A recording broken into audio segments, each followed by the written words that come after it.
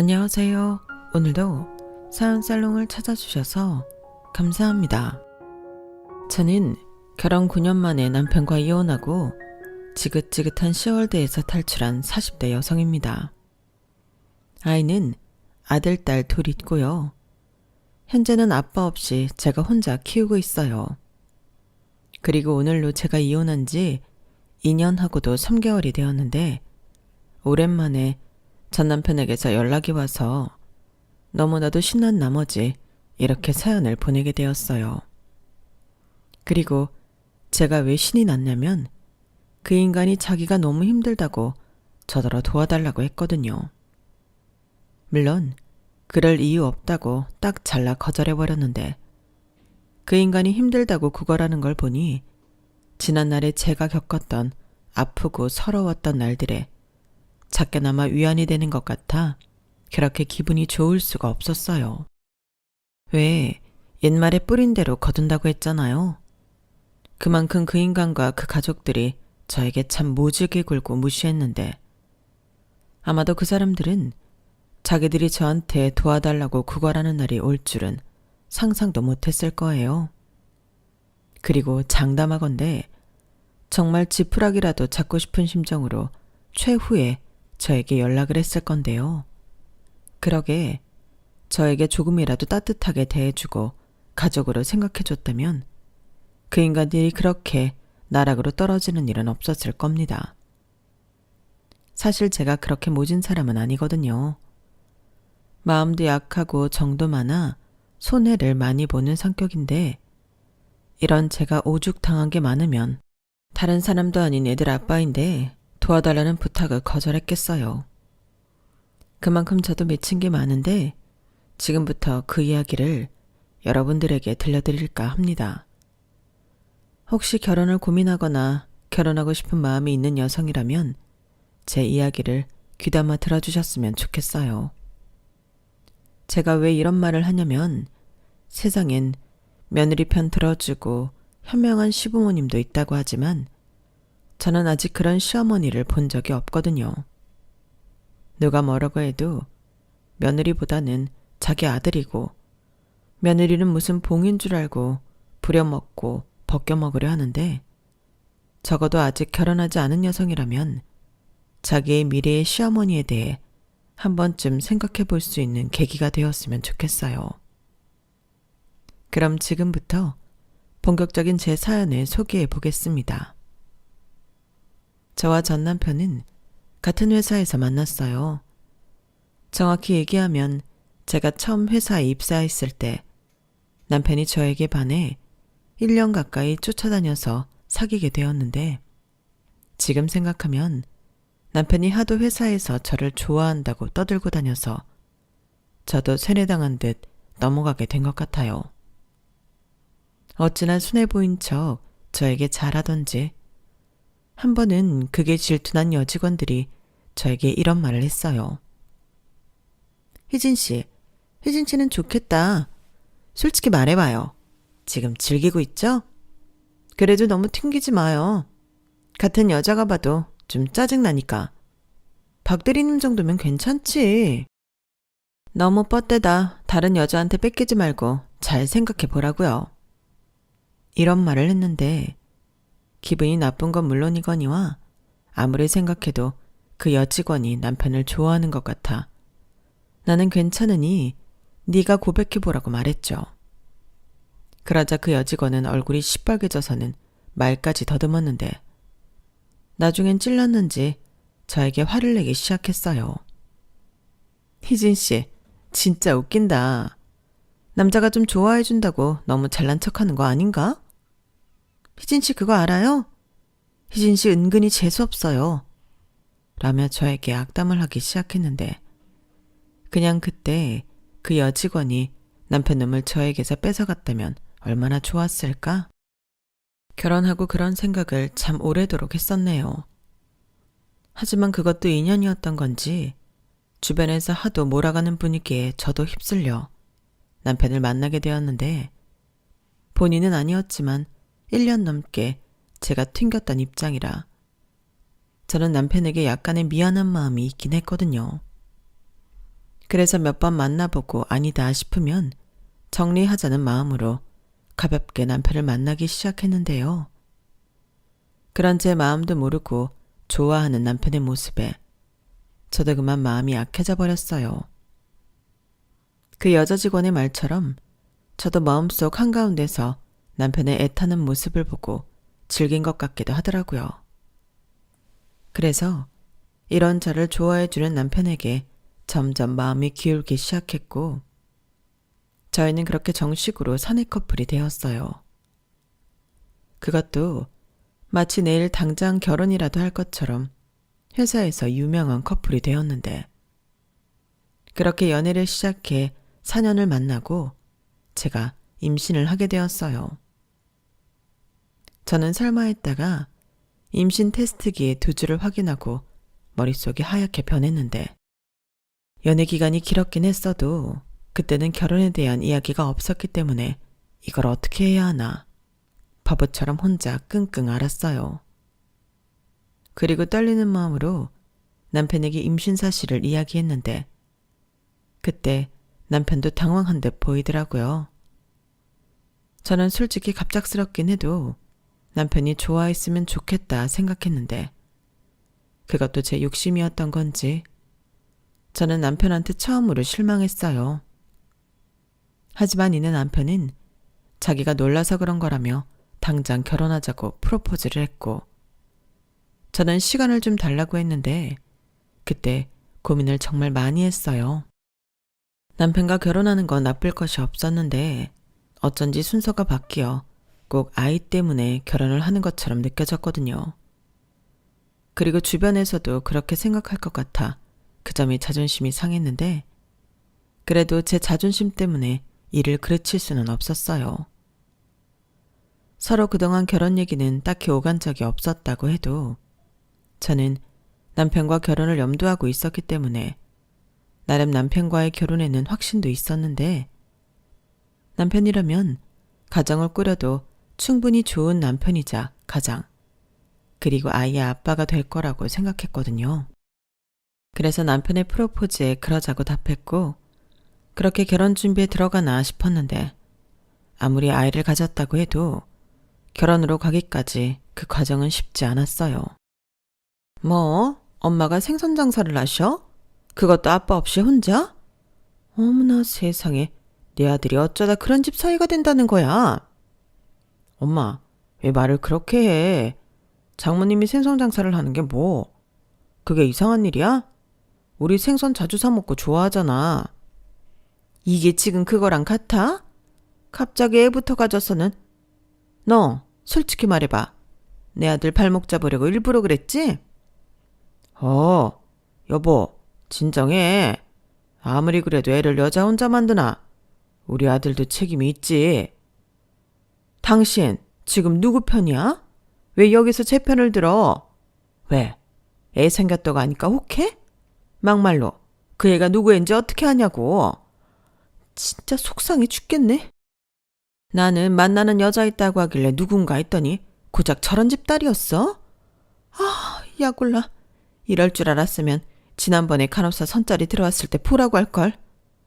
엄마 그만 좀 해. 내가 뭐 엄마 그런 자리 나가라고 하면 나가는 사람인 줄 알아? 그리고 네 맞아. 함부로 말하지 마. 그리고 나는 이미 희진이랑 우리 아이 책임질 각오가 되어 있고 엄마가 계속 이렇게 나오면 어쩔 수 없이 나는 내 사람을 지킬 수밖에 없어. 뭐야? 내 사람? 웃기고 자빠졌네. 너는 눈이 앞통수에 붙은 게 맞아? 도대체 뭘 보고? 다 보고. 희진이 진짜 좋은 사람이고 내가 첫눈에 반해서 쫓아다닌 사람이야. 그래서 엄마가 더 열받는다는 거야. 고작 저런 애한테 왜 네가 목을 매? 좋아하니까. 아무튼 난 허락받겠다는 거 아니고 우리 결심을 이야기하려고 온 거니까 엄마도 그만하고 우리 축복해줘. 그래야 더 잘 살지. 어? 저는 순간 목구멍까지 튀어나오는 많은 말들을 꾹꾹 참으며 그 자리에서 바보처럼 앉아 있었어요. 뒤집어 엎자니 이미 제 뱃속에는 아이가 있었고 무엇보다 애를 쓰고 있는 남편이 있었기에 선뜻 뭐라고 할 수가 없었는데 그때부터였죠. 저는 시어머니와 잘 지낼 마음이 없었는데요. 그래도 그때까지는 적어도 시아버님은 제대로 정신이 박힌 양반인 줄 알고 있었어요. 하지만 부부는 닮는다고. 나중에 보니 시어머니와 똑같은 사람이었는데 그때는 그것도 모르고 시어머니만 조심하면 괜찮겠다는 아니란 생각을 했었더랬죠. 그렇게 저는 조금은 서운한 마음으로 결혼 준비를 하게 되었는데요. 시어머니도 결국엔 당신 아들과 태어날 손주 때문에 저희 결혼을 허락하셨거든요.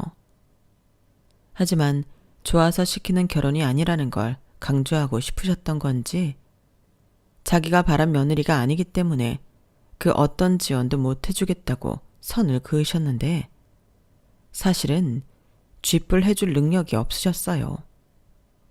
그건 나중에 결혼하고 나서 알게 되었는데 결혼 전에는 무슨 자기 집에 현금이 많다고 현금 부자라느니 시아버님이 대기업은 아니라도 임원이라 사장가도 갔다며 거짓말을 하셨어요. 저도 뭐 눈치가 없는 사람은 아니라서 저 말들 중에 10%라도 진실이면 다행이라고는 생각했는데 10%는 고사하고 하나도 진실은 없었더라고요. 그러니까 해줄 능력이 없으면서 그걸 또 표내고 싶지 않아 말 같지 않은 소리를 하신 거고 뻔뻔하게도 예단은 받겠다고 저한테 예단 리스트라는 걸 적어주셨는데요. 그것들을 대충 견적을 뽑아보니 못해도 한 5천 정도는 나올 것 같더군요. 그때는 어이가 없어서 웃음밖에는 나오지 않았어요. 애당초 그런 예단할 마음도 없었지만 시어머니의 태도에 내가 얼마나 만만하면 저럴까 나중엔 기분이 나빴어요. 그리고 만약 그때 남편이 정신이 나가서 저더러 그 예단들을 다 해와야 한다고 했다면 저는 미혼모가 될지언정 남편과는 결혼하지 않았을 텐데 남편은 저보다 더 흥분하며 난리 부리더라고요. 안 주면 안 받는 거지 무슨 계산이 이러냐며 그 리스트를 자기 손으로 찢었는데 그때는 제 속이 다 시원했어요. 그리고 그런 남편의 행동에 저는 더 남편을 믿을 수 있게 되었는데 저도 단순했죠. 사람 마음 바뀌는 건 한순간인데 제가 너무 순수했던 거예요. 게다가 그런 상황도 알지 못한 채 저희 친정엄마는 아무래도 딸을 시집 보내는 거고 혹여 제가 시집살이라도 하게 될까봐 어느 정도는 경제적인 지원을 해주고 싶다고 하셨는데요. 제가 됐다고 거절했죠.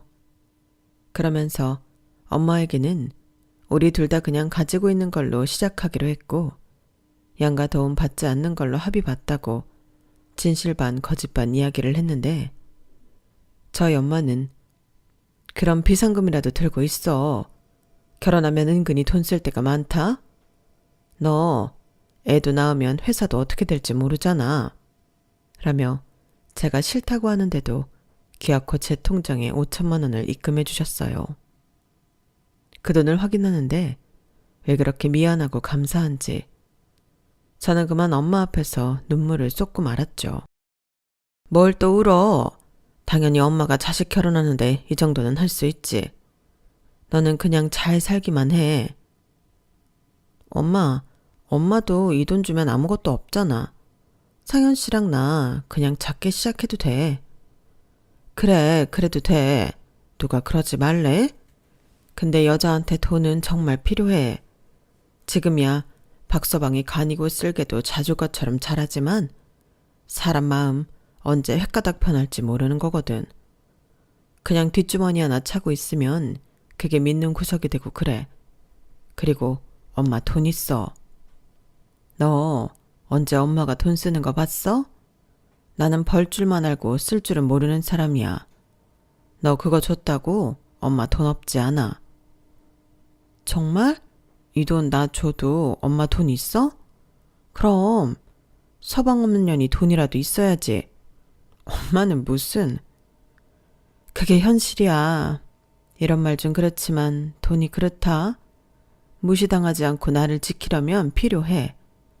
박서방이랑 사돈들이 안 그러길 너무 바라지만 혹여라도 아니다 싶으면 그 돈 믿고 너 하고 싶은 대로 해. 엄마가 그러라고 주는 돈이야. 그리고 앞으로 엄마가 버는 돈도 다 너를 위해서 버는 돈이고. 됐어. 나는 엄마 돈 필요 없으니까 이제부터라도 돈 쓰는 재미로 살아. 아니다. 내가 매달 용돈도 주고 엄마한테 효도할게. 하요, 시집갈 때 되니 철든다고. 엄만 네 말만 들어도 고맙다. 그리고 잘 커져서 엄마가 정말 고마워. 저희 엄마는 울고 있는 저에게 고맙다며 제 머리를 쓰다듬어 주셨어요. 워낙에 아빠 없이 저랑 엄마랑 둘이 살아 그런지 저랑 엄마는 늘 이렇게 서로를 애틋하게 생각했는데 저는 다른 엄마들도 저희 엄마처럼 그러신 줄 알았죠. 하지만 저희 시어머니는 전혀 그런 사람이 아니었는데요. 그래서 더 제 결혼 생활이 힘들었던 것 같아요. 그리고 저는 저희 엄마의 말을 듣고 그 돈은 정말 비상금으로 갖고 있었는데요. 심지어 남편한테도 비밀로 했죠. 아무래도 돈이라는 게 사람의 마음을 간사하게 만들기도 하잖아요. 그래서 시부모님이 먼저 경제적인 지원은 못 해준다고 하셨으니 저도 안 받는 걸로 일단락하고 죽이 됐든 밥이 됐든 저희 힘으로 결혼을 하자고 남편과 합의를 봤어요. 그렇기 때문에 신혼 초에 돈 때문에 고생을 좀 하긴 했는데 제가 또 출산하고 회사를 쉬어야 했기에 남편이 외벌이 생활을 꽤 했죠. 그래도 저는 적어도 그때까진 행복했어요. 돈은 없었지만 다른 모든 것들이 넘치게 행복했는데 결혼 후에도 남편이 워낙에 저한테 잘해줬기 때문에 아무런 문제가 되지 않았거든요. 그리고 저 역시 일을 하지 못하는 상황이라 가계부까지 쓰며 돈을 한 푼 한 푼 아끼며 생활했는데 우리 세 식구 못 살 것도 없더라고요. 그러다 아이가 3살이 되었을 때는 제가 다종적으로 퇴사 처리가 되었기에 다른 회사에 취직하게 되었고 그땐 또 둘이 버니 돈이 금방 모이는 것 같았는데 기쁨도 잠시 회사에 들어간 지 1년도 되지 않아 둘째를 갖게 되었어요. 사실 저희는 둘째 계획은 없었거든요. 그런데 저희 부부를 찾아온 아이를 도저히 외면할 수 없었고 저는 또 출산과 함께 회사를 그만둬야 했는데요. 그래도 남편은 태어난 아이가 딸이라 너무 좋아했어요. 아들보다는 딸을 갖고 싶어 하던 남편이라 눈에서 꿀이 뚝뚝 떨어지더라고요. 하지만 그런 좋은 시간도 잠시 둘째가 두 돌이 되어갈 쯤인가 남편은 예전 같진 않았는데 갑자기 그때부턴 저더러 며느리 노릇에 신경을 쓰라고 잔소리를 하기 시작하더군요. 마치 저를 자기 대신 효도를 하기 위해 결혼한 사람처럼 말을 기분 나쁘게 했는데 그땐 정말 깜짝 놀랐어요. 우리 엄마한테 전화했어? 아니, 어떻게 된 게 며느리가 시부모한테 이렇게 관심이 없냐? 너 이러다 벌 받아. 그러지 말고 내일은 전화도 하고 낮에 시간 있을 때 애들 데리고 우리 집에 좀 다녀와. 거기 가서 집안일도 좀 돕고 며느리 도리를 좀 하라고 라며 전에 없이 저를 쪼기 시작했는데 처음 몇 번은 저 인간이 왜 저러나 하면서도 제가 사랑하는 남편이라 어느 정도는 맞춰주려고 애를 썼어요. 그런데 제가 아무리 노력을 해도 어쩐지 남편은 성에 안 차는 듯 보였고 저만 보면 자꾸만 한숨을 쉬는데 그러던 어느 날 시어머니가 혀를 끌끌 차며 그러셨어요. 넌 요즘 거울 안 보니? 왜 이렇게 살이 쪘어? 너 관리 안 해? 내가 남자라도 집에 와서 푹 퍼져 있는 너 보면 집에 들어오고 싶지 않겠다. 여자는 죽을 때까지 관리하는 거야. 아무리 살림하고 애 키운다고 해도 그거 다 핑계다. 라고 말씀하셨는데 애 둘을 키우는데 관리를 하라니 저는 시어머니의 말이 막무가내처럼 들렸어요. 하지만 어째 남편이 저한테 눈길도 주지 않는 게 점점 시어머니의 말이 맞는 것도 같았는데 저는 힘든 와중에도 다이어트를 하며 다시 예전처럼 남편이 저를 봐주길 바랬죠. 하지만 뭐가 문제인지 제가 관리를 해도 남편의 태도는 달라지지 않았는데요. 거기에 역효과로 시어머니만 기세등등해서는 저를 무시하기 시작하셨어요. 그때도 저를 가장 참지 못하게 했던 건 친정엄마를 비하하는 막말이었는데 남편은 이제 더 이상 저 대신 화를 내고 싸워주지 않더라고요. 게다가 시어머니가 그러시니 시아버님도 덩달아 선을 넘을 때가 종종 있었는데 왜 하필 비린내 나는 생선장사를 하냐며 자기는 세상에서 비린내가 제일 싫다고 하셨어요. 저희 엄마가 차리면 보내주는 비싼 생선은 혼자 다 드시는 분이 저런 말씀을 하시니 저야말로 그런 시아버님이 싫었는데 당신이 내뱉은 말이니 저는 그 이후부터 시댁에 생선 선물이 가지 않도록 했어요. 제가 생색도 낼 겸 직접 들고 가고 싶다고 엄마에게 말을 해서 배송을 가지 않게 했고 저희 집에 도착하게 했는데요. 그 생선 저희 애들이 맛있게 먹었죠. 그런데 그 생선이 정말 입에서 살살 녹을 정도로 맛있었는데 저희 엄마의 마음까지도 고스란히 느껴지는 것 같았고 그런 저희 엄마의 성의를 무시했던 시부모님이 더욱더 미웠어요. 그리고 시어머니는 그나마 보내주던 생선도 안 보내는 거냐며 사람이 짜다느니 딸 시집 보내고 성의가 없다느니 또 저희 엄마 흉을 보셨는데 어차피 이러나 저러나 좋은 소리는 하지 않을 거라는 걸 알기에 대꾸도 하지 않았죠. 그러자 그 막말의 수위는 점점 높아졌는데 저희 엄마더러 초등학교는 졸업하셨냐는 등 낄낄거리셨어요. 저희 엄마가 생선 장사를 해도 중학교까지는 나오셨거든요. 그런데 저희 시부모님 모두 중학교 중퇴로 엄연히 따지면 국민학교 졸업이 최종 학력이셨는데요. 남들 앞에서는 각자 중졸, 고졸 거짓말을 하셨는데 모든 사실을 아는 저로서는 너무 웃기는 상황이었죠. 그래서 저희 엄마 중학교까지 나오셨다며 중학교 이름도 말씀드렸는데 저더러 거짓말하지 말라고 하시더라고요. 정작 거짓말은 자기네들이 하고 다니면서 말이죠. 아무튼 이렇게 시부모님과 저는 사이가 단 한 번도 좋았던 적이 없었어요. 무조건 당신 아들이 더 잘나고 당신네가 저희 친정보다 모든 것이 월등하다는 걸 강조하고 싶어 하셨어요. 한마디로 유치하기 짝이 없었죠.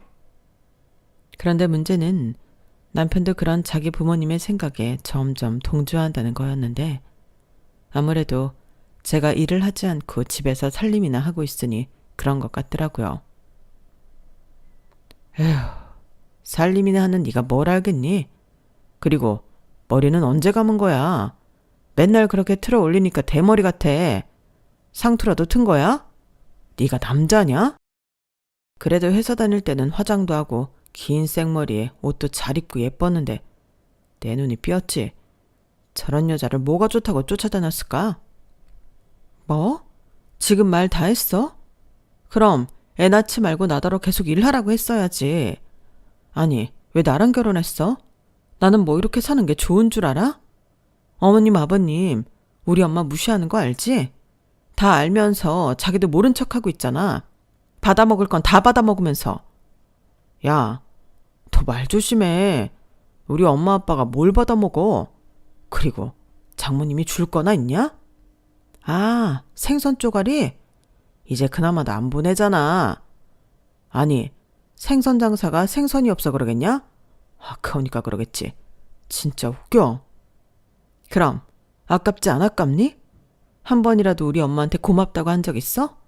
그래서 내가 주지 말라고 했어.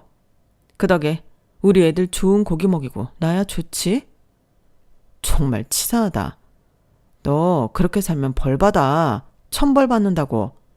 그리고 나 아니면 누가 너를 데리고 사냐? 너야말로 나한테 잘해. 나 없으면 누가 밥 먹여주고 재워주냐? 저는 남편의 저런 말에 기분이 나빴어요. 당연하죠. 사람을 바보 취급하는데. 그것도 한때는 저를 그렇게 좋다고 쫓아다녔던 인간이 저러는데 너무 약이 올랐어요. 그리고 이제 둘째도 좀 컸겠다. 다시 일을 해야겠다고 결심했는데 남편은 저의 그런 결심에도 저를 깔보며 이렇게 말했어요. 네가 일을 한다고? 야, 됐다 그래. 요즘 너처럼 능력 없는 애 엄마를 누가 쓰냐? 같은 돈이면 젊고 예쁜 여자애를 뽑아 쓰지. 전에 내가 한 말 때문에 괜한 자존심 세우려고 하나 본데 꿈 깨. 솔직히 저런 말을 들으니 저는 더 자존심이 상해 뭐라도 해야겠다 다짐했어요. 그래서 더 보란듯이 취직해 나도 할 수 있다는 걸 보여주고 싶었는데 정말이지 현실의 벽은 남편 말처럼 저에겐 가혹하더라고요. 어린애가 있다고 하니까 파트타임도 시켜주지 않으려고 했거든요. 그러다 보니 이력서만 낸 곳이 거진 50군데가 넘었는데 그러다 보니 남편은 더 기고만장해졌어요. 마치 자기가 데리고 살지 않으면 저는 굶어 죽는다는 듯 으스대기 시작했는데 시부모님은 저희 친정엄마를 무시하고 남편은 저를 무시하니 제 결혼 생활은 최악 중에 최악이었어요. 하지만 꼭 죽으라는 법은 없는 건지 드디어 저를 채용해 주겠다는 작은 회사가 있었는데 그 회사의 사장님이 자기도 일을 다시 시작했을 때는 경력 없는 애 엄마라 고생이 많았다며 저에게 처음으로 손을 내밀어 주셨죠. 그러면서 환경이 아닌 저라는 사람만을 봐주시겠다고 하셨는데 저에겐 생명의 은인 같으신 분이셨죠. 그래서 제 능력이 되는 한 최선을 다해 일하고 싶었어요. 이렇게 일할 곳이 있다는 것이 전에는 몰랐는데 감사한 일이더라고요. 게다가 제가 취직을 했다고 하니 그동안 저를 무시하고 으스대던 남편도 많이 당황했는지 어쩔 줄을 몰라 했는데 그때는 그래도 오랜만에 복수다운 복수를 한 것 같아 기분이 좋았어요.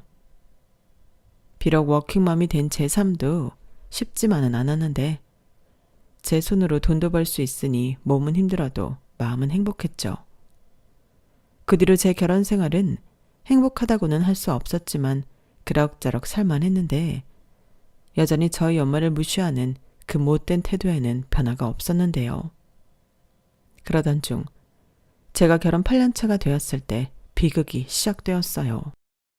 저희 엄마가 새벽에 오토바이 사고를 당하셨는데 하필이면 그 오토바이 운전자가 음주를 한 상태라 뺑소니를 쳤다고 하더라고요. 그러니 바로 병원으로 옮겨졌으면 살았을 저희 엄마가 차가운 바닥에서 생을 달리하셨는데 그 뺑소니범도 귀신같이 사라져 잡기가 쉽지 않다고 들었을 때는 저도 제정신으로 있을 순 없었어요. 그야말로 울다 울다 쓰러져 힘든 시간을 보내야만 했는데 그때 시어머님이 그러시더라고요. 혹시 니네 엄마 빚있는 거 아니지? 재산은 바라지도 않는데 빚이라도 있으면 그건 큰일이잖아. 그리고 설사 그런 빚이 있다고 해도 이제 너도 보니까 네가 해결해라. 네 엄마 빚이니까 내 아들이랑은 상관없잖아. 내 말 무슨 뜻인지 이해했지? 라고 하시더라고요. 정말이지 그 말을 듣는데 서운하기보다 사람이 얼마 전 엄마를 잃은 사람한테 저런 말을 할 수 있는 건지 혐오스러웠어요. 그리고 자기가 무슨 잘못을 한지도 모른 채 저더러 복 나가니까 울상짓지 말고 자기 아들이랑 손주들 밥이나 잘 챙겨주라고 하셨는데 그러시면서 남편과 또 시아버지에게 마치 아무 일도 없었다는 듯 웃으면서 시덥잖은 농담을 하셨어요. 그뿐만이 아니었죠. 깔깔깔거리는 시어머니 웃음소리와 시끄럽게 떠들며 맞장구 치는 남편, 그리고 시아버님의 목소리까지 저는 정말이지 듣기가 힘이 들었는데요. 내가 왜 이 사람들과 가족으로 살고 있나. 그 사람들이 모두 피도 눈물도 없는 악마처럼 보였어요. 당연히 오만정이 다 떨어졌죠. 그리고 그때부터 사실상 이혼을 결심한 상태였는데 저도 몰랐던 의외의 상황이 저를 기다리고 있더군요. 저희 엄마의 장례를 치르고 정리하는 과정에서 저희 엄마에게 생각지도 못한 많은 재산이 있었다는 걸 알게 되었어요. 무려 월세가 꽤 나오는 건물까지 있었는데 이런 걸 왜 저한테까지 말씀을 하지 않으신 건지 너무 의아했어요. 그런데 언제 적어놓은 건지 알 수 없는 엄마의 편지가 있었는데 그 편지를 읽고 저는 또다시 목 놓아 울 수밖에 없었어요. 알고 보니 저희 엄마가 제 불행한 결혼 생활에 대해 다 알고 있었더라고요. 시어머니가 저희 엄마를 찾아와 행패를 부렸다고 했는데 그나마 주던 생선도 안 보내니 그걸 받고 싶어 가신 모양이었어요.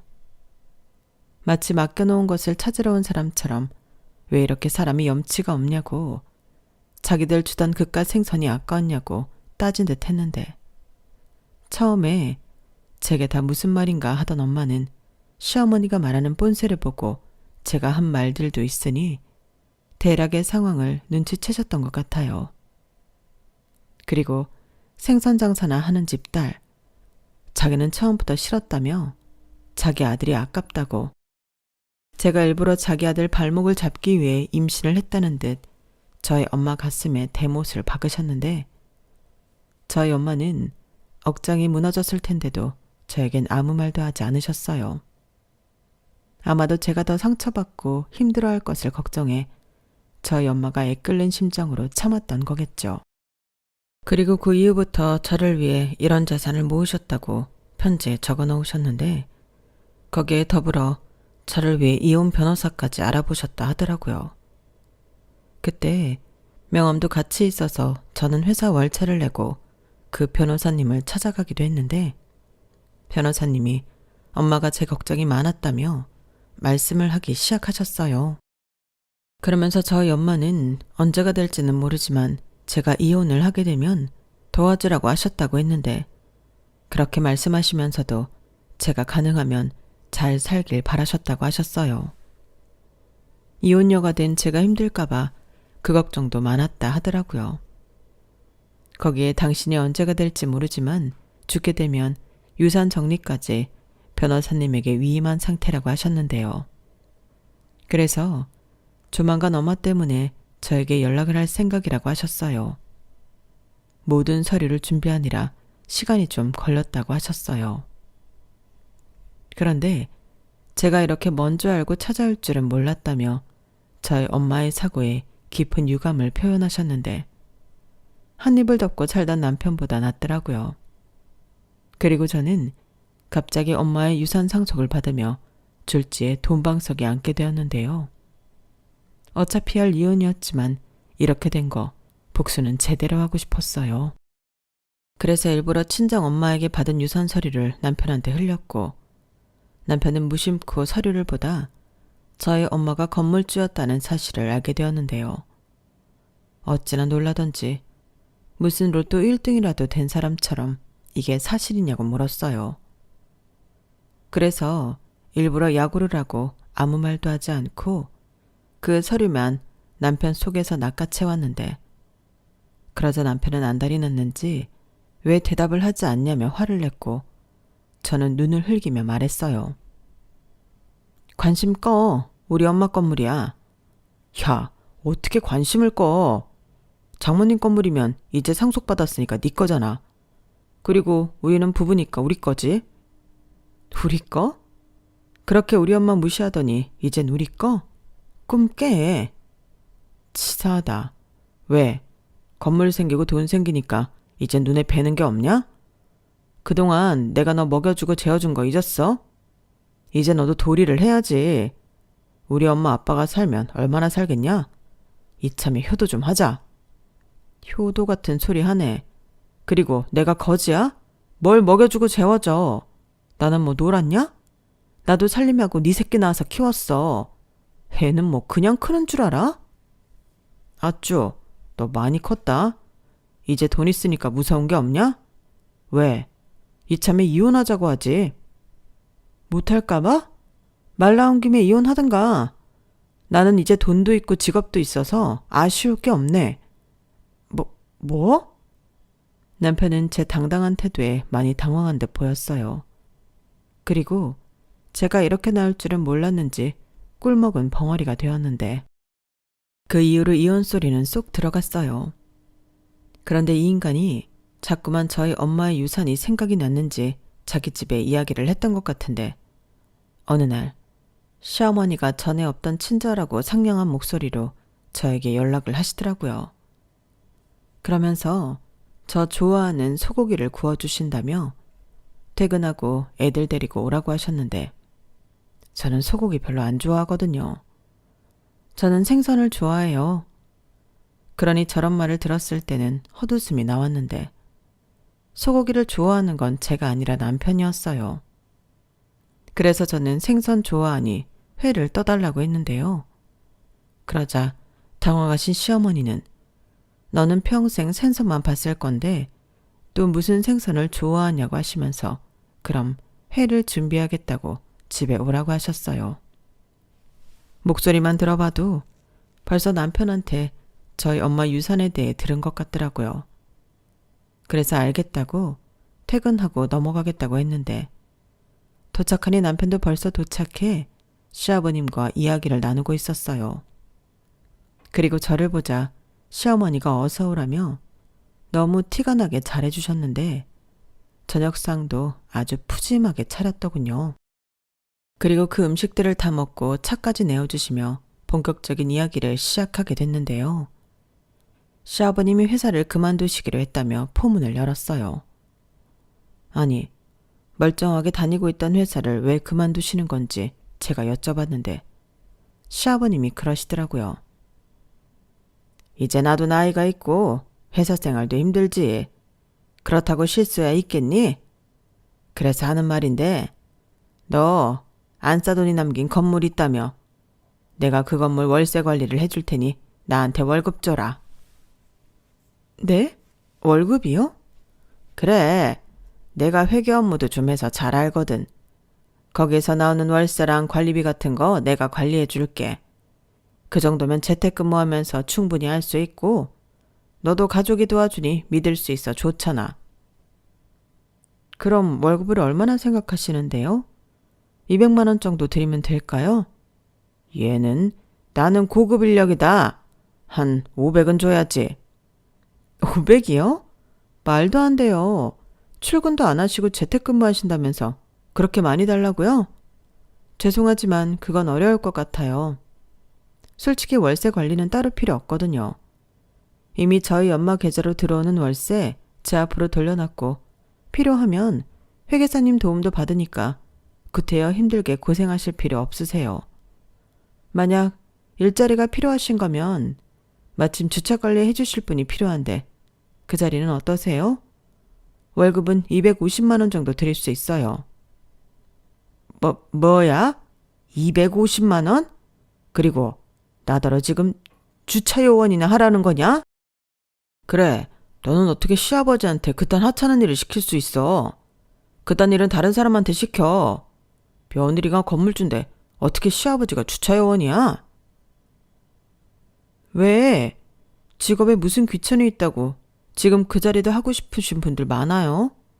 아버님 연세에는 아파트 경비도 경쟁률이 장난이 아니라고요. 야, 너 진짜 이럴 거야? 너 일부러 그러는 거지? 그동안 당한 거 복수한다고. 어머, 그렇게 느꼈어? 나는 호의를 베푼 건데. 그렇게 느꼈다면 미안하네. 아버님도 그렇게 느끼셨다면 죄송해요. 하지만 월세 관리는 정말 필요 없어요. 돈 관리는 본인 제가 해야죠. 저는 자꾸만 입꼬리가 올라가는 걸 겨우 참으며 내일 출근해야 해서 이만 일어나겠다고 자리를 떴어요. 그러자 남편은 어떻게 자기 부모한테 그렇게 싸가지 없이 굴 수가 있냐고 계속 저한테 뭐라고 했는데 너도 우리 엄마한테 싸가지 없게 굴지 않았냐고 똑같이 맞받아 쳤어요. 그러자 남편이 자기가 언제 그랬냐고 사람 모함하지 말라고 열을 냈는데 사실 그 말도 맞긴 했죠.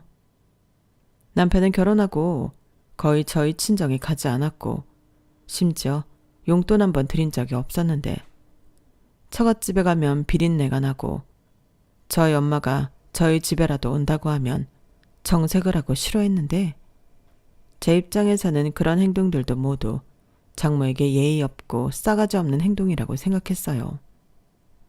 사실 맞잖아요. 하지만 남편은 제가 자기를 모함했다며 정색을 했고, 제가 시중에 돈이 생기니 사람이 180도 바뀌었다며 저를 비난하기 시작했는데, 그냥 자기가 시키는 대로 하라며 시아버님에게 용돈으로 매달 500만 원씩 입금해 드리라고 하더라고요. 정말 말도 안 되는 소리였죠. 500이 무슨 남의 집 애완견 이름도 아니고 말이 되는 소리를 하라고 남편의 말을 딱 잘라버렸는데, 남편은 분명 화가 머리 꼭대기까지 났을 텐데도 참는 것 같았어요. 친정엄마 말대로 돈이 좋긴 하더라고요. 그리고 그 일은 거기서 더 번지지 않고 일단락이 되었는데, 문제는 시댁의 생활비였어요.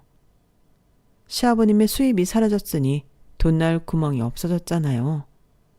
그래도 뭐 아들인 남편이 알아서 할 거라고 생각했는데, 저희 집은 남편이 생활비 말고는 자기 돈을 자기가 관리하고 있었거든요. 그러니 저는 알 필요가 없다고 생각했는데, 그 이후부터 또 다른 문제가 생겨났어요. 어머님이 원래도 돈이 필요하시면 여기저기서 돈을 자주 꾸러 다니셨던 모양이더라고요. 물론 그때는 돈을 빌리면 갚고 해서 문제가 될 게 없었는데, 생활비가 부족해 돈을 꾸셨으니 그 돈을 갚기가 어려웠던 거겠죠. 그리고 제가 시댁에 다녀오고 반년 정도 지났을 때였는데, 시어머니 친구라면서 어떤 분이 저를 찾아 제가 다니고 있는 회사까지 찾아오셨어요. 한마디로 시어머니가 빌린 돈을 저더러 갚으라고 하더라고요. 뭐라고요? 저희 시어머니가 빌려간 돈을 저더러 갚으라고요? 그래, 시어머니가 빌렸으면 며느리가 갚아야지. 유산도 많이 받았다며? 건물도 있고. 그럼 내 돈 정도는 당장 갚아줄 수 있잖아. 나 그 돈 우리의 학비야. 하도 급하다고 난리 부르스를 쳐서 빌려줬더니 이러면 어떡해? 아니, 죄송하지만 그 얘기를 왜 저한테 하시냐고요. 제가 빌린 게 아니잖아요. 뭐야? 그 옆에 내가 며느리가 갚아주기로 했다고 기다리라고 했는데 이제 와서 딴소리야? 제가 갚아주기로 했다고요? 그래. 그래서 내가 여기 찾아왔잖아. 이봐봐. 그쪽 명함 아니야? 그 옆엔 내가 자기 며느리 여기 회사 다니고 있고 건물 주소까지 알려주면서 건물도 보여줬어. 저는 그분의 말을 듣고 이건 또 무슨 헛소리인가 머리가 아파왔어요. 그러니까 시어머니가 저를 팔고 돈을 빌려 쓰셨다는 건데, 그분 말에 의하면 제가 다 책임져 줄 거라고 했다 하더라고요. 그러면서 자기 말고도 10명 넘게 있다며 다들 여기 찾아올 거라고 했는데, 저는 그 말이 더 무서웠어요. 그래서 그분 있는 자리에서 시어머니에게 바로 전화를 걸었고, 이게 다 무슨 소리냐며 내가 왜 빌리지도 않은 돈을 책임지냐고 소리치며 말했는데요. 그러자 조금 놀라는 듯 하더니 이내 아, 시끄러워. 너는 무슨 고작 이런 일로 어른한테 소리를 지르니? 너 돈 많잖아. 그냥 네가 좀 갚아라. 라며 뻔뻔하게 나오셨어요. 그러면서 제가 하도 싸가지가 없어서 그랬다며 자긴 전혀 불편하지 않다고 하시는데, 그게 시작이었어요. 그분 말고도 다른 분들도 저를 찾아 회사로 돈 달라고 찾아오셨는데, 창피한 건 물론이고 도대체 얼마나 많은 돈을 저를 팔고 빌려 쓰신 건지 그걸 알려면 그 창피를 감수할 수밖에 없었어요. 그리고 남편 역시 제가 500씩 용돈을 드렸으면 이럴 일이 없다고 제가 제 무덤을 판 거라며 그 돈을 다 갚아주라고 했는데, 거진 다 합쳐보니 원금만 7, 8천만 원이 되더라고요. 이자까지 하면 1억이 넘었는데, 제가 아무리 친정엄마에게 많은 돈을 상속받았다고 해도 그 돈을 갚아줘야 할 이유는 없었어요.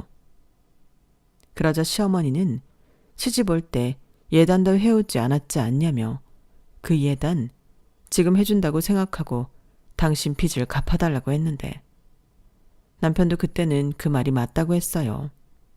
정말 기가 찼죠. 저더러 월세만 1,000만 원이 넘을 텐데 그깟 돈 못 갚아주냐고 제가 돈독에 올라 미쳤다고 했어요. 그 말을 듣는데 이젠 때가 되었다고 생각됐고 이보다 확실한 이혼 사유가 또 있을까 싶어 남편에게 이혼 서류를 내밀었는데요. 나는 이렇게는 도저히 못 산다고 도장을 찍으라고 했어요. 그러자 남편은 코웃음을 치며 네가 먼저 하자고 했으니까 위자료 내놔. 그 건물의 절반 정도면 되겠네.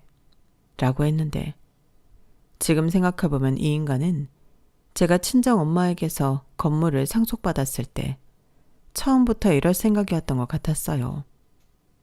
자기는 이혼 소리 하지 않고 기다렸다가 제가 이혼하자고 하면 그 책임을 저한테 떠밀면서 제가 가진 걸 위자료랍시고 뺏어갈 심상이었는데 어이가 없었죠.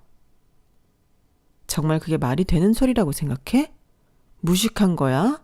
아니면 날 바보로 하는 거야? 내가 이혼하자고 해서 그 책임이 나한테 있다고? 그럼 나한테 있어? 내가 바람이 났어? 도박을 했어? 너를 때렸어? 나는 가정을 지키고 싶었어. 근데 네가 이렇게는 못 살겠다며. 못 살겠구니까 그렇지. 내가 상속받기 전부터 나를 무시하고 괄시했잖아. 그리고 이건 그냥 불쌍해서 알려주는 건데 상속받은 재산은 재산 분할에도 안 들어가고 위자료로 청구할 수 없어. 법이 그래. 뭐? 법? 저는 평상시 갖고 있던 변호사님 명함을 그 인간 앞에 던졌어요. 내 변호사인데 궁금하면 전화해서 물어보라고요. 그리고 일주일 안에 도장 안 찍으면 나는 그냥 소송할 거고 나야말로 받을 수 있는 건 다 받을 거라고 큰 소리를 쳤는데 어찌나 속이 시원하고 후련한지 그동안 참고 기다린 보람이 있었어요. 사실 더 큰 거 하나만 터져라 하고 기다리고 있었거든요. 그리고 그런 저의 기대를 저버리지 않는 남편과 시부모님이었는데 남편은 벌써 변호사까지 만나고 다녔냐며 이젠 저더러 이혼하고 싶어 이런 상황까지 만들었냐며 개소리를 하기 시작했어요. 이런 상황은 제가 아니라 자기 엄마가 만든 건데 말이죠. 그래서 헛소리 그만하고 애들은 내가 키울 거니 양육비 줄 계산이나 똑바로 하고 있으라고 말한 뒤 짐을 싸서 애들과 나왔는데 애들은 무서워했지만 아빠보다는 엄마를 따랐기에 순순하게 저를 따라 집을 나왔어요. 다행히 엄마 집이 그래도 있어 그 집으로 갔는데 뭔가 씁쓸한 기분이 들었죠. 제가 잘 살기만을 바라던 엄마였는데 이렇게 이혼을 하게 되어 엄마 집에 돌아오니 새삼 너무 미안한 마음이었는데 그 사이 그 인간은 사실 파악이 되었는지 태도를 바꿔 잘못했다고 빌기 시작했어요. 분명 제가 알고 있던 법상식이 맞다는 걸 확인했겠죠. 그래서 이대로 이혼당하면 안 된다는 생각이었을 텐데 자기 엄마 빚은 자기가 해결할 거니 신경 쓰지 말라고 했어요. 그러면서 이제부터는 싫으면 시댁에는 가지 않아도 된다고 저더러 마음 편히 살라고 했는데 그때 또박또박 말해줬어요. 내가 마음 편하게 살려고 너랑 이혼하려고 하는 거야. 그동안 내가 겪은 수모? 설마 모른다고 하진 않겠지. 그리고 그렇게 무시하던 우리 엄마 재산인데 그 돈은 왜 탐이 날까? 정말 양심도 없다. 그 돈 네가 싫어하는 비린내 나는 생선 팔아서 우리 엄마가 모으고 장만한 거야. 아, 니네 엄마가 우리 엄마한테 찾아가서 행패 부린 건 알고 있니? 사람이 얼마나 못 배웠으면 그래? 나는 이미 오래전부터 정 떨어졌고 이혼할 생각이었어. 내가 어떻게 너랑 너희 부모 같은 사람을 용서할 수 있겠어? 그러니까 괜히 힘 빼지 말고 선택이나 잘해. 이렇게 말해줬는데요. 그러자 남편은 무릎까지 꿇고 빌기 시작했어요. 자기가 잠깐 정신이 나갔었다며 자기는 저 없으면 못 산다고 했는데 결국 저는 협의 이혼이 아닌 소송을 하게 되었어요. 어찌나 많은 일들을 겪었는지 증거가 될 문자도 많고 증인도 많았는데 저한테 돈 받으러 오신 분들이 기꺼이 증인이 되어 주겠다고 하더라고요. 그동안 며느리에 대해서 어떻게 말하고 떠들고 다녔는지 증언해 주셨는데 그 말을 듣고 있으니 남편이 고개를 들지 못하더라고요. 이렇듯 남편 쪽은 누가 편을 들어줘도 이상할 정도로 명분이 없었는데 결과는 당연히 저의 승리였죠.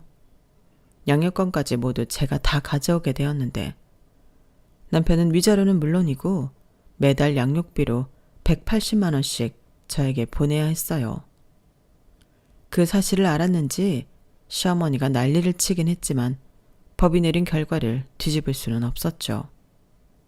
그리고 제가 고마운 마음에 시어머니에게 돈을 빌려주신 모든 분들에게 어떻게 하면 시어머니에게서 돈을 돌려받을 수 있을지 그 방법을 알려드렸는데 집단 고소를 하실 수 있도록 변호사님을 소개해드렸어요. 그러자 남편은 꼭 그렇게까지 했어야 했냐며 저더러 너무하다고 눈물까지 보였는데 오만정이 떨어져서인지 울고 있는 남편이 하나도 불쌍해 보이지 않더라고요. 참고로 저는 위자료로 3천만 원을 받게 되었는데 남편은 그 돈도 지금 당장은 없다며 돈 받고 싶으면 우선 시어머니 빚부터 저더러 갚아달라고 하더라고요. 아니, 돈도 못 받는 입장에서 돈을 갚아줄 바보가 어디 있나요? 그래서 헛소리 좀 그만하라고 네가 나한테 돈을 못 주면 나는 법으로 받으면 그만이라고 남편 회사 월급에 압류 신청을 걸었는데 시어머니가 찾아와서 빌기 시작했어요. 자기 아들 인생 완전히 쫑나게 생겼다며 한 번만 봐달라고 했는데 집단 고소로 시어머니는 살던 아파트까지 팔게 생겼다 하더라고요. 수입이라고는 당신 아들이 버는 그 월급이 다인데 제가 압류까지 걸었으니 자기들 모두 죽으라고 하는 거라며 자기가 잘못했다고 자기 아들은 건드리지 말라고 했는데 고작 이렇게 저를 찾아와서 빌 것을 왜 그렇게 하셨냐고 저는 시어머니에게 그럴 수는 없다고 매정하게 말했는데 그러자 쌍욕을 하기 시작하셨죠. 야 이년아, 너는 악마야. 어떻게 우리한테 이럴 수가 있냐? 네 엄마가 하늘에서 너 잘한다고 하겠다. 상속받아서 돈도 많은 년이 왜 이렇게 모질어? 내가 그렇게 죽을 죄를 졌냐? 죽을 죄? 졌죠. 우리 엄마 찾아가서 대못 박았잖아요. 아니 그거 무슨 거지근성이야? 줄 때 고맙다고 받아 먹으면 되지. 싫다고 해서 안 줬더니 안 준다고 가서 행패를 부렸어요? 그게 무슨 소리야? 나는 하나도 못 알아듣겠네. 왜 못 알아들어요? 우리 엄마 찾아갔잖아. 그야 잘 지내고 계시나 안부차? 안부? 저더러 어머니 아들 발목 잡으려고 일부러 임신했다고 하셨잖아요. 그런 것도 안부에 해당되나요? 네가 그걸 네 엄마가 너한테 말했니? 그 옆에 내가 말하지 말라고 했는데 그 말을 기어코 너한테 했구나. 이제야 알겠다. 네가 왜 나를 그렇게 미워했는지. 그래, 내가 했다. 약이 올라서 참을 수가 있어야지. 솔직히 네가 어디 가서 내세울 수 있는 조건은 아니잖아. 그래요. 그래서 이제라도 어머니 아들이랑 헤어지려고요. 그러니까 더 이상 구차하게 빌붙지 말아요. 길바닥에 나앉았던 빚쟁이한테 쫓겨 살던 나랑 상관없으니까. 저게 정말? 야! 시어머니는 저렇게 아무 말도 하지 못하고 그 자리에서 털썩 주저앉았어요. 지푸라기라도 잡고 싶은 심정으로 저를 찾아왔겠지만 자기야말로 염치가 있으면 저를 찾아오면 안 되는 거였어요. 그리고 저는 이후로는 연락처 바꾸고 다니고 있던 회사도 그만두게 되었는데 더 이상의 민폐는 끼치고 싶지 않았거든요. 그리고 엄마가 남겨준 건물 관리를 하며 현재까지 두 아들을 잘 키우고 있는데 아이들이 엄마가 힘든 모습을 많이 봐서 그런지 참 잘 커지고 있어요. 남매가 사이가 어찌가 좋은지 동네에서도 칭찬이 자자한데 제가 너무 고맙더라고요. 그래서 남은 인생은 저희 아이들을 위해 살아갈 생각인데요. 저희 아이들은 어디 가서 무시당하지 않도록 잘 키울 생각입니다.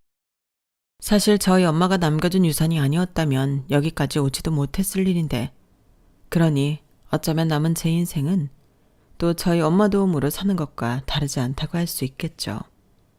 그러니 하늘에 계신 엄마를 위해서라도 최선을 다해 아이들과 행복하게 살고 싶은 바람인데 제 연락처를 어떻게 알았는지 전 남편이 연락해 자기 처지를 구구절절히 설명하며 도와달라고 하니 더 통쾌했어요.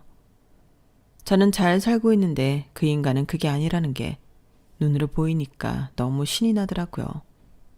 그리고 처음 마음 그대로 저와 아이들을 사랑하고 또 지켜줬다면 적어도 그렇게는 살지 않아도 되었을 텐데 부디 아주 오랫동안 후회하며 살았으면 좋겠어요.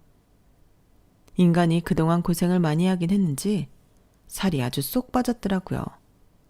그래도 애들 아빠인데 저런 모습을 보니 마음이 안 좋긴 했는데 자기가 자처해서 만든 일 자기가 알아서 수습하고 살길 바랄 뿐입니다. 거기에 더불어 밀린 양육비도 빨리 해결해 줬으면 좋겠는데 그건 쉽지 않을 것 같네요. 그래도 상관없어요. 그냥 그 인간이 힘들게 산다는 것만으로도 저는 만족하거든요. 부디 쭉 그렇게 계속 힘들게 살길 바라며 저는 이만 글을 줄일까 합니다. 쓰다 보니 글이 많이 길어졌는데 제 긴 글 읽어주시고 들어주셔서 대단히 감사드립니다. 항상 건강 잘 챙기시고요. 매일매일 신나고 즐거운 일만 가득하시길 진심으로 바라겠습니다. 그럼 안녕히 계세요. 여러분, 사연 댓글에 응원과 현명한 조언 부탁드려요. 좋아요와 구독은 저에게 큰 힘이 됩니다. 오늘도 좋은 일 가득하세요.